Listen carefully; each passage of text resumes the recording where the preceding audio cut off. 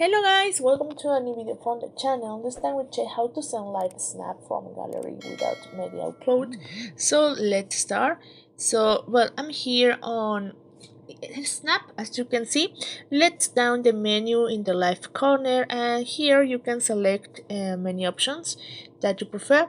In this case, I will take a picture here, and let's do it. And here just click on don't allow, and then let's click on send it, and you will send this picture and you can send to someone else, and you can select it and then just select and send it as a snap, normal snap. So that is how you can do it, how you can send the snap without any problem. So guys, I hope this information helps you.